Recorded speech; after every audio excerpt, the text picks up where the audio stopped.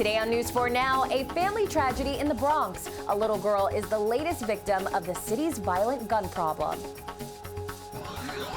We'll continue to stay dry and breezy, but a little chilly in some spots by morning. And it is Mexican cuisine with a modern twist. New York Live's taking you to a brand new restaurant from a beloved local chef, serving up food and cocktails to make your mouth water. Hey, what's up, friends? This is News 4 Now for May 17th. I'm Kay Ingram.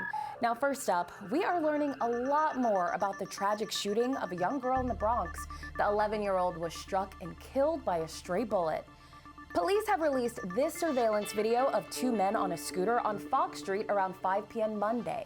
Police say they were chasing a man down a sidewalk and opened fire. One of those rounds struck Kiara Tay. She was taken to Lincoln Hospital, where she was pronounced dead. Now, so far, no arrests have been made. And police are hoping you can help them find the people in this SUV. It's connected to a possible hate crime in Brooklyn. Police say someone in the SUV shot a pellet gun, smashing a front window of a synagogue in Bed-Stuy. Afterwards, they say the suspect shot a man wearing traditional Jewish clothing in the neck. Luckily, that man is expected to be okay. The pain and anger of the Buffalo mass shooting is being felt inside an East Harlem church. That's where Mayor Eric Adams and other leaders held a vigil Monday to pray, to mourn, and call for tougher gun laws. The pews were filled at Bethel Gospel Assembly in East Harlem. They remembered the 10 people killed in the racist rampage in Buffalo. And like so many, the shooting struck a chord with New York Attorney General Letitia James. So as a New Yorker and as a neighbor, but most of all, as a black woman from Brooklyn, I feel the pain. I cry at night. We've got to then get off of our knees and demand some change.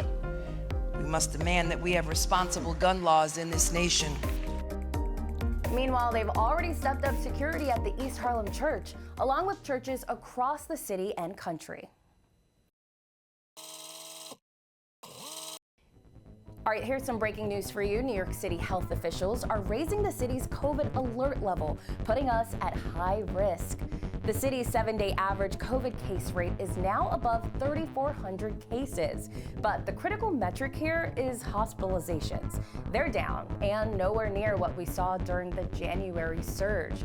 After months of going mask-free, the city's health commissioner is strongly recommending people mask up again indoors. But Mayor Adams says it's not a mandate. And right now, people still have a choice. Hi there, I'm Storm Team 4 meteorologist Maria LaRosa. A beautiful day and looks great for the evening as well. Low humidity, still a little breezy, especially early on, but temperatures staying in the low 70s through the dinner hour and then by late tonight with clear skies slowly falling into the low 60s by midnight. That breeze, though, it's out of the west, anywhere from 10 to 20 miles per hour, easing up just a little bit by tomorrow morning, more out of the northwest, but it's still a cooler, dry flow, so it's going to be a cool, dry start to the day. Temperature right about 54 to start your day in the city, the same in Merrick, into the low 50s in Belmar. North and west, though, a little bit chillier. We'll dip into some 30s like in Claryville, low 40s from New Paltz, Woodridge, and Newburgh. Now, there's a new eatery in Soho that is serving up modern twists on classic Mexican cuisine. Here's New York Live with a taste. We love a new restaurant opening, and today we are in Soho to check out Bar Touliche.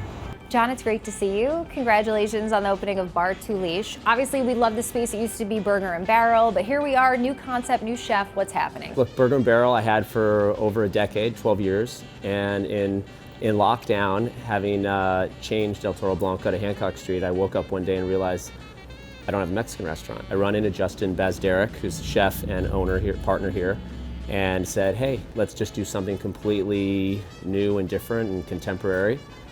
He said yes. We spent about 6 to 8 months just strategizing what that would mean, and this is it. Here we tried to focus on coastal Mexican cuisine, trying to showcase seafood and the exciting flavors that we can show.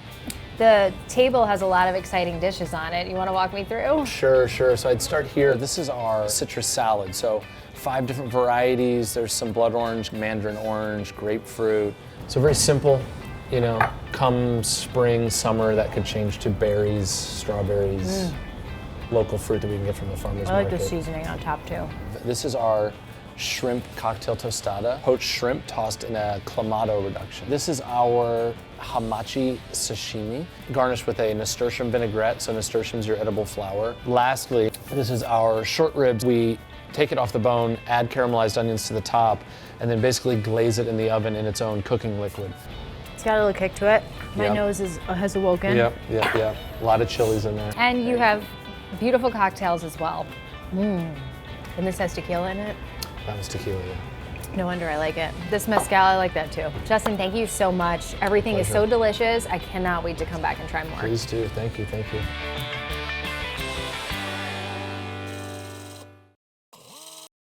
All right, now to a News 4 exclusive. A potential game changer is about to be built in Newark. It's a major film and TV production studio that'll mark a turning point in the city's cultural development. The announcement comes this afternoon, but our reporter Brian Thompson is the only TV reporter to get a sneak preview of what's to come. Check it out.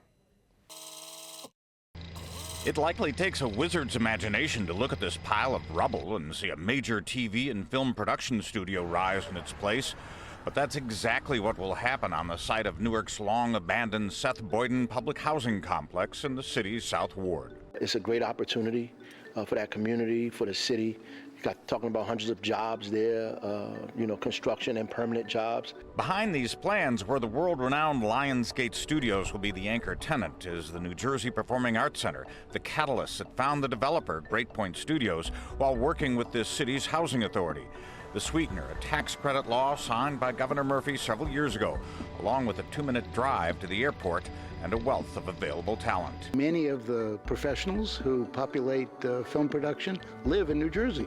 So that's a very, very easy get when we need a crew for production. And from the rubble of Seth Boyden to the half-dozen sound stages about to be built, a promise to train locals in the visual arts. We have a really big education program here at the Arts Center, and this will be an extension of that. Seth Boyden started with promise decades ago, but became a neighborhood of crime and dead ends before it was abandoned.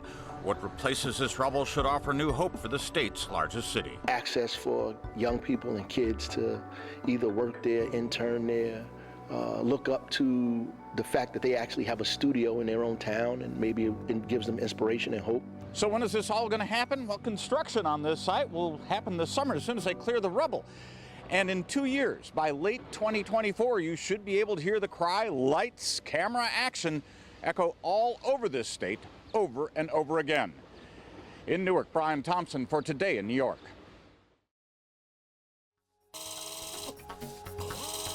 All right, friends, thanks for joining us. As always, we'll see you back here tomorrow.